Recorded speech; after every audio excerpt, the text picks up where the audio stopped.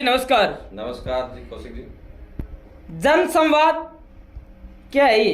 देखिए, है तो आपके दोनों बातें सही कि जन संवाद का मतलब है कि जनता के द्वारा कही गई शिकायतें और उसमें आचार विचार का आदान प्रदान। इस जन संवाद के माध्यम से मुख्यमंत्री जी के समक्ष क्षेत्र के पीड़ित लोगों की समस्याओं का जो लंबे समय से कोई समाधान नहीं हो रहा, उसमें रूबरू होकर मुख्यमंत्री के सामने बातें रखनी। लेकिन इससे कुछ अलग हटके कुछ दिखाई भी देता है कि कुछ लोग जो स्थानीय नेता होते हैं वो अपनी राजनीति चमकाने के लिए आम मुख्य पीड़ित लोगों को या आम जन समस्याओं को मुख्यमंत्री के समक्ष नहीं रखने देने के लिए जो कहते हैं कि जन संवाद के माध्यम से जन स्वाद, वो स्वाद लेते हैं कि लोग गाली बके मुख्यमंत्री को, पार्टी को बुरा भला कहें। तो ऐसे स्थानीय जो 3 4 5 लोग मुख्य होते हैं वो अपनी अपनी विचारधारा के लोग होते हैं, कई ग्रुपों के लोग होते हैं। तो इस तरीके से वो पार्टी और मुख्यमंत्री और सरकार को कुछ उलाना दिलाने का प्रयास करते हैं। उनकी अपनी टीस होती है वो, लेकिन वो भड़ास और वो टीस मुख्यमंत्री या सरकार पर निकलवाते हैं। कई ऐसे भी लोग होते हैं जो प्रशासन के अंदर शामिल होते हैं, जो कई पार्टियों से जिन्होंने ज्वाइनिंग की होती है प्रशासन के अंदर, उनका भी ये मानना था कि आम जनता को परेशान और पीड़ा देते हैं ताकि लोग सरकार के खिलाफ हो जाएं, जनता मुख्यमंत्री के खिलाफ बोले। तो ऐसे माहौल के अंदर दोनों मामले होते हैं संजय जी। जो समस्याएं पीड़ा लेके आते हैं मुख्यमंत्री, अब ऐसे तो है नहीं कि भगवान है और वो सबको बहुत गहराई से और बारीकी से समझ लेंगे। कई बार क्या होता है, कई लोगों की फीडबैक गलत दी जाती है। अब देखिए, मैं उन बातों को छोड़ दीजिए, हम महेंद्रगढ़ पे आ जाते हैं। जब विनोद पाली यहाँ क्षेत्र की कोई भी जन समस्याओं की बात रखता है तो फीडबैक दी जाती है कि ये तो सरकार विरोधी है। अरे भैया, मैं उन माता और बहनों के अलावा ये इसी पैरेलल उसी बात का उदाहरण दे रहा हूं आपको कि मुख्यमंत्री, प्रशासन और शासन के लोगों को फीडबैक गलत तरीके से करना और उनको गुमराह कर देना और अपनी और सरकार के फजीयत कराने के लिए ऐसे जो स्थानीय नेता होते हैं वो इस तरीके की घिनौनी हरकत कराते हैं। मैंने कई बार यहाँ प्रयास किया, महेंद्रगढ़ में लगभग 5-6 बार हमारे को बंद किया गया है। हमने कई बार बातें रखने का प्रयास किया। ये पिछड़े क्षेत्र में महेंद्रगढ़ में कई बार ऐसी हमारे साथ हरकतें हो चुकी हैं, जबकि हम तो खुद वोटर हैं, सपोर्टर हैं, पार्टी के सपोर्टर रहे हैं, वोटर रहे हैं। लेकिन उसके बावजूद स्थानीय नेता जिस तरीके से फीडबैक पहले से चेतावनी कर देते हैं सरकार और प्रशासन को कि ये लोग तो विरोधी हैं, इनको दूर रखना। अगर नजदीक भी आ जाएं अपनी मांग को लेकर कुछ सामाजिक लोगों के साथ में या पीड़ित लोगों को लेकर, तो नजरबंद करवा देते हैं लोग। तो ऐसी समस्याएं वो ना तो समाधान होने देते हैं और ऐसे लोगों की वजह से, जिस तरीके से मैं महेंद्रगढ़ के स्थानीय नेताओं की कहूंगा कि वो सरकार और मुख्यमंत्री और प्रशासन को गुमराह करके ऐसा कार्य, घिनौनी हरकत कराते हैं, तो ऐसी हरकतें उन्हीं की बदौलत होती है। ऐसी एक तो ग्राउंड रिपोर्ट की माने तो देखिए, मुख्यमंत्री कह रहे हैं, भाजपा सरकार कह रही है कि हमने समान विकास किया है, समान सभी लोगों को रखा है।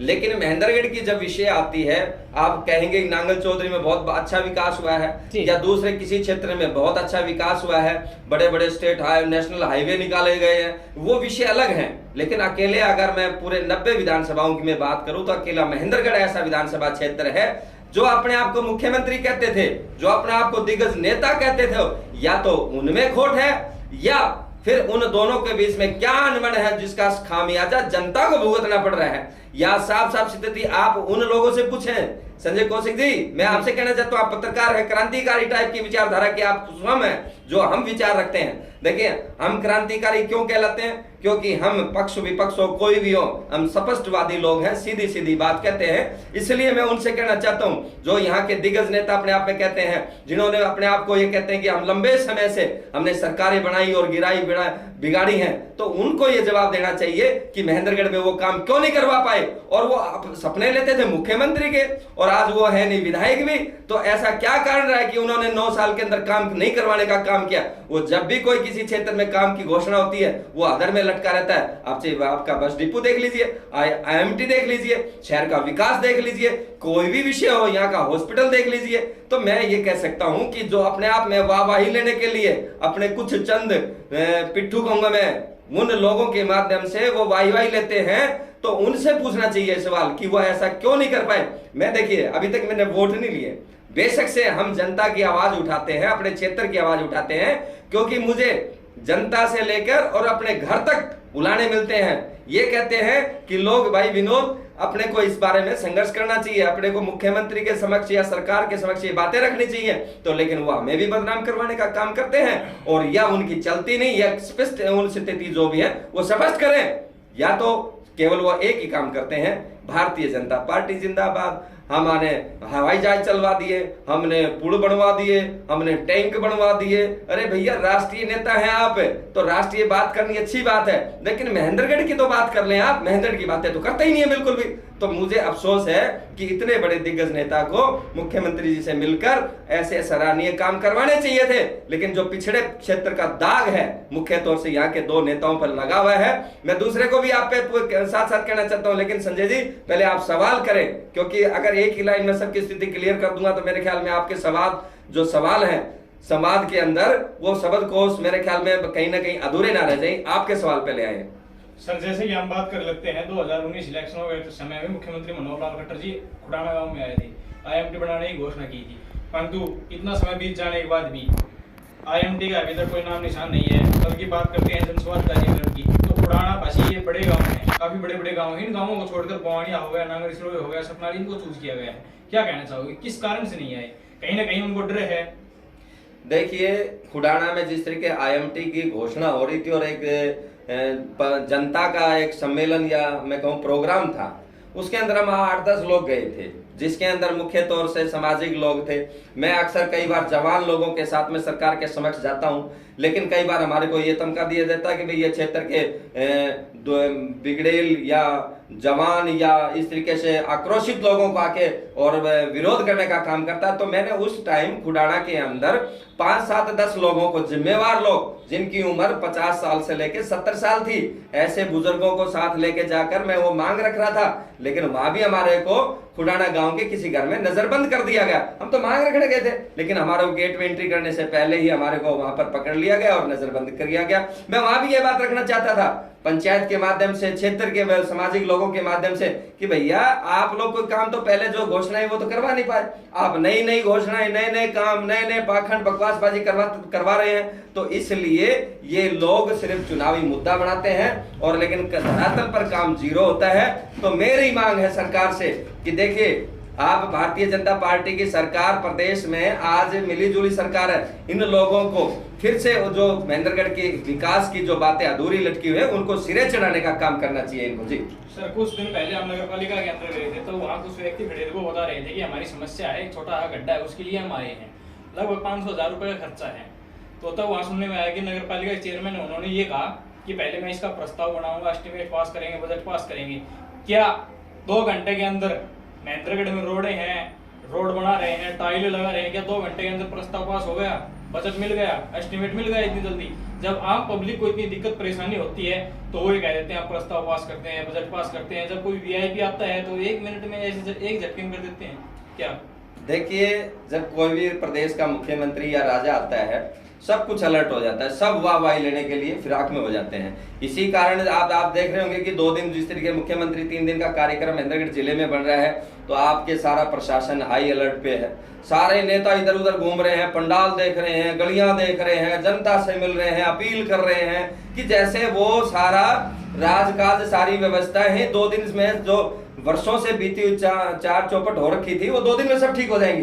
तो वो श्रेय लेने के लिए इस तरीके की कार्रवाई करते हैं और जनता को ये संतुष्टि दिलाने का प्रयास करते हैं कि भाई देखिए, हम आप लोगों के साथ खड़े हैं, हम और काम करवाने का प्रयास कर रहे हैं। तो यही ढकोसले वो बार बार करते हैं जब कोई बड़ा नेता आता है यहाँ पर। तो इसी प्रक्रिया में आप उन सब चीजों को देख रहे हैं। जी चलिए बातचीत कर लेते हैं। जिस तरह से मुख्यमंत्री जी यहाँ पर जन संवाद कार्यक्रम करने के लिए आ रहे हैं, वैसे तो क्लियर है कि जो लोग मांगे रखने के लिए जाएंगे उनको नहीं जाने दिया जाएगा।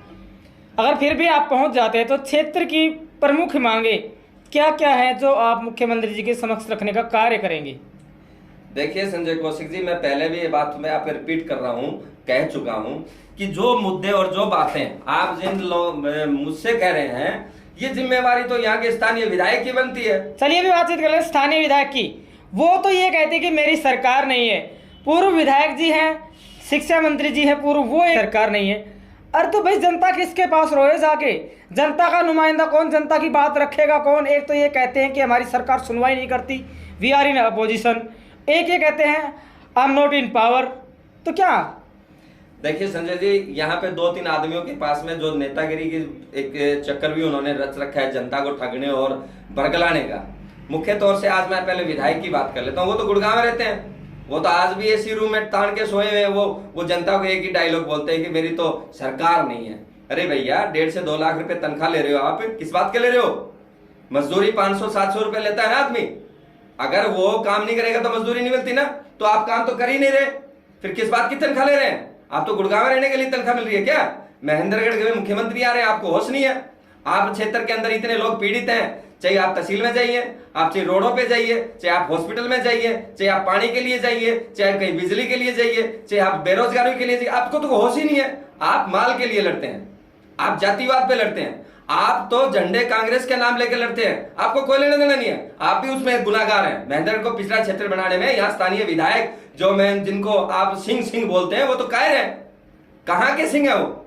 सिंह लगाने से सिंह नहीं बन जाता, सिंह बनता है काम करने से, सिंह बनता है यहाँ पर जनता की सेवा करने से। वो तो टूरिस्ट है, तो उनका काम बनता है कि आज महेंद्रगढ़ में मुख्यमंत्री आए, वो कहते हैं मैंने विधानसभा में मांग उठाई थी। अरे भैया, आपकी विधानसभा में मांग उठती है तो फिर भी काम नहीं होते।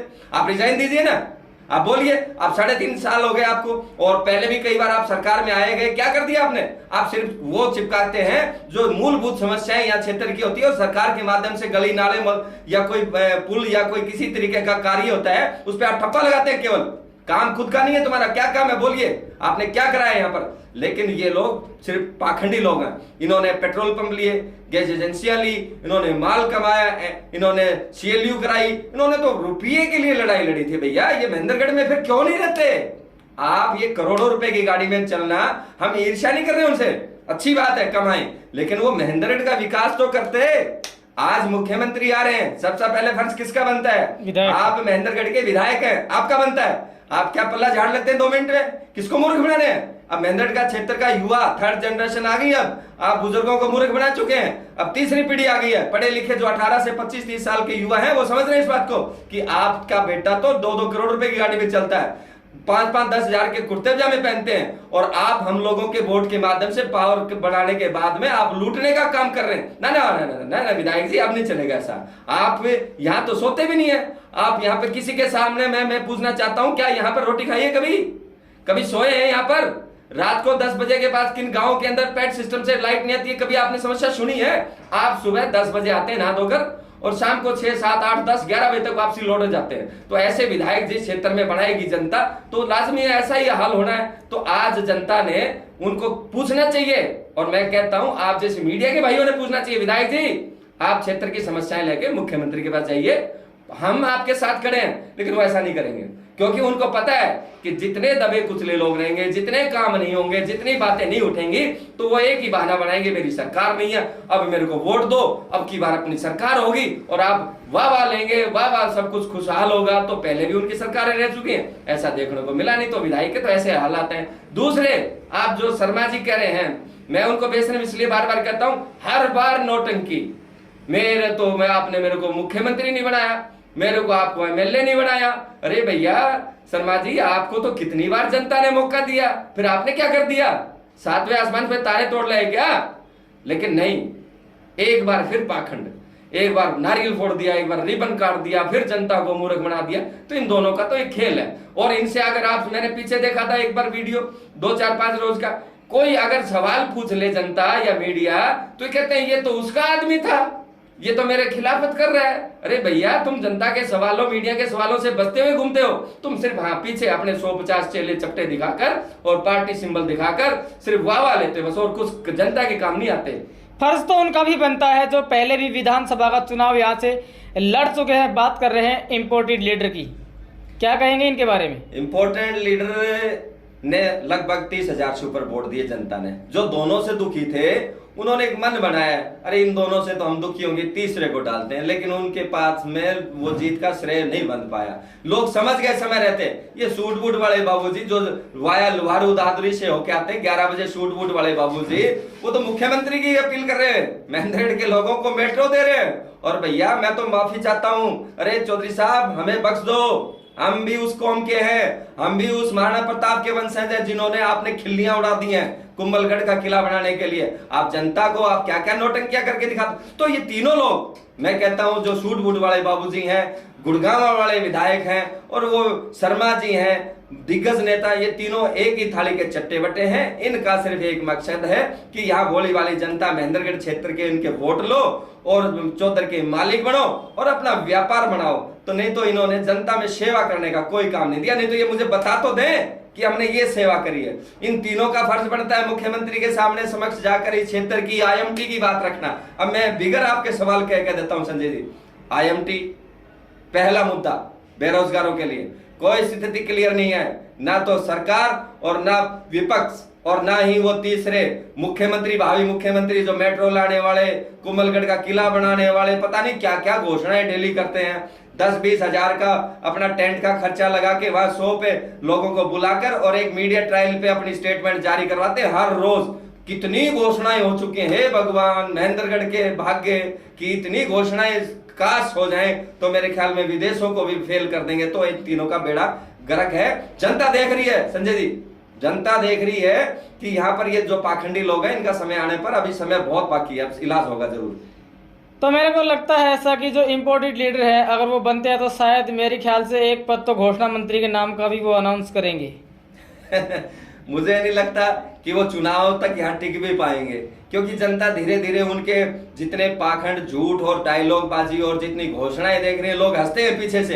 अरे भैया, आज तक हरियाणा प्रदेश में पूरी सरकार जो नहीं कर पाई, वो अकेला व्यक्ति पता नहीं कहाँ के सपने दिखा रहा है। मुझे लगता है वो बावड़े हो गए हैं, उनको कहीं इलाज कराना चाहिए। सीएम पद का सपना दिखा दिया। हाँ, सीएम देखिए वो सीएम कैसे बनेंगे मुझे ये समझ में नहीं आ रहा, कौन सी पार्टी है उनकी। हाँ, वो कहते हैं कि एक आदमी जब सारे लोग नहीं बन पाएंगे तो मुझे आके कहेंगे कि मैं मुख्यमंत्री, वो आपको बनाएंगे और सारी जनता, हरियाणा के सारे विधायक इनके पीछे हो जाएंगे। क्या आज तक ऐसा हुआ है राजनीति, हरियाणा की राजनीति में? नहीं, 1% भी नहीं। वो तो मुझे हंसी आती है, उन पे क्या टिप्पणी करूं। मुझे लगता है वो चुनाव से पहले ही यहाँ से अपना बोरी बिस्तरा बांध लेंगे और उनको पता अंदर दिल खाने में उनको पता है कि लोग यहाँ दोनों से दुखी थे और तीसरे को वोट दिए थे। लेकिन जिस तरीके से यहाँ स्थानीय हमारे जैसे कई युवा साथी आ रहे हैं, मेहनत कर रहे हैं, संघर्ष कर रहे हैं, तो जनता को समझा रहे हैं, अरे भैया ये ठग आते हैं यहाँ महेंद्रगढ़ के अंदर, जो भी चुनाव के अंदर आता है वो ठग आता है। और वो ठगों के लिए अब जनता धीरे धीरे पहचान रही है और उनका